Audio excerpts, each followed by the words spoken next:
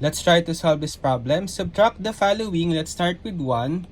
4/5 minus 1/5. Okay, so when we are subtracting similar fractions, meaning having the same denominators, so for this problem, we have same denominator of 5. We simply subtract the numerator, so we have 4 minus 1. And then, we just need to copy the same denominator of 5. So we will have 4 minus 1, that's 3, over 5. So the final answer is 3/5.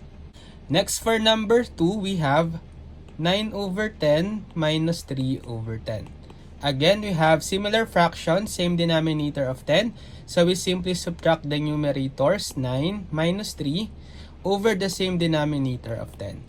So 9 minus 3, that's 6 over 10. So 6 over 10 is not yet in lowest term.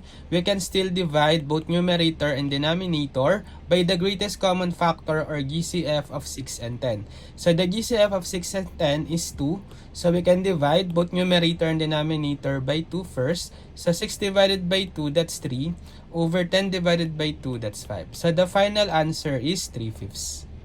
Next, for number 3, we have 12 over 13 minus 6 over 13 minus 5 over 13. So we have 3 fractions. Again, they are all similar fractions having same denominator of 13. So we just need to copy the same denominator of 13 and then subtract the numerator. So we have 12 minus 6 minus 5. So 12 minus 6, that's 6 minus 5, that's 1. So the final answer is 1 over 13. Next, for number 4, we have 2 and 2 over 7 minus 1 and 3, 7. So when we are subtracting mixed numbers, okay, we can transform them first to improper.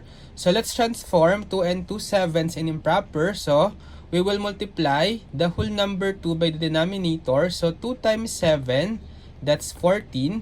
And then add the product to the numerator 2. So 14 plus 2, that's 16. Then copy the same denominator of 7. Then minus, for 1 and 3 sevens, again, let's convert to improper fraction. So multiply 1 times 7, that's 7. Then add the product to the numerator 3. So 7 plus 3, that's 10. Then over the same denominator of 7.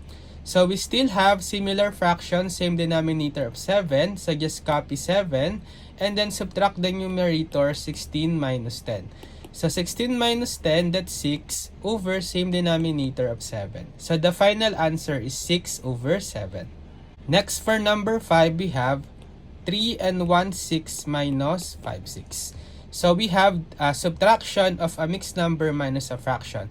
So for the mixed number, let's transform first to improper. Again, multiply the whole number by the denominator. So 3 times 6, it's 18. Then add the product to the numerator 1. So we will have 18 plus 1, that's 19, over the same denominator of 6. Then minus, copy 5 over 6. So again, they are similar fractions having same denominator of 6. So just copy that. And then subtract the numerators, 19 minus 5. So 19 minus 5, that's equal to 14 over 6. So 14 over 6 is not yet in lowest term. We can still divide both numerator and denominator by the GCF of 14 and 6, which is 2. So 14 divided by 2, that's 7, over 6 divided by 2, that's 3.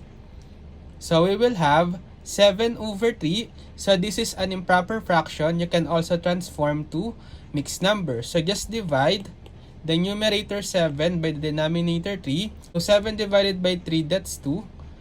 2 times 3, that's 6. 7 minus 6, it's 1. So 7 over 3 is the same as 2 and 1 over 3. Okay, now it's your turn. So try to solve these problems and just comment your answers.